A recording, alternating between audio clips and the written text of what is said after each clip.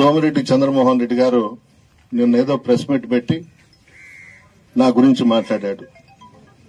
నేను భువనేశ్వరి గారి గురించి ఎక్కడా చెడ్డగా మాట్లాడలేదు.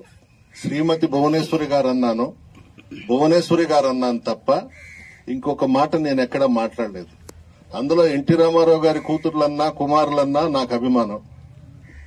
నేను అడుగుతున్నా చంద్రమోహన్ రెడ్డి గారిని, అయ్యా నువ్వే కదా ఎన్టీ రామారావు గారిని లక్ష్మీపార్వతిని తీసుకొచ్చి అల్లీపురంలో నీ బెడ్రూమ్ లో శోభనం చేయించావు కదా, అది మర్చిపోయినావా అని అడుగుతున్నాను.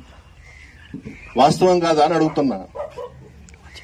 ఇన్ని నువ్వు పెట్టుకొని మమ్మల్ని మాట్లాడడం ఏంది?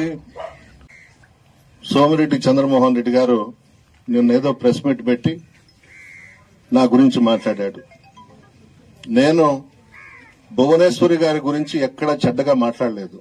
శ్రీమతి భువనేశ్వరి గారు అన్నాను, భువనేశ్వరి గారు అన్నాను తప్ప ఇంకొక మాట నేను ఎక్కడా మాట్లాడలేదు. అందులో ఎన్టీ రామారావు గారి కూతుర్లన్నా కుమారులన్నా నాకు అభిమానం. నేను అడుగుతున్నా చంద్రమోహన్ రెడ్డి గారిని, అయ్యా నువ్వే కదా ఎన్టీ రామారావు గారిని లక్ష్మీపార్వతిని తీసుకొచ్చి అల్లీపురంలో నీ బెడ్రూమ్ లో శోభనం చేయించావు కదా, అది మర్చిపోయినావా అని అడుగుతున్నాను. వాస్తవం కాదా అని అడుగుతున్నా. ఇన్ని నువ్వు పెట్టుకొని మమ్మల్ని మాట్లాడడం ఏంది?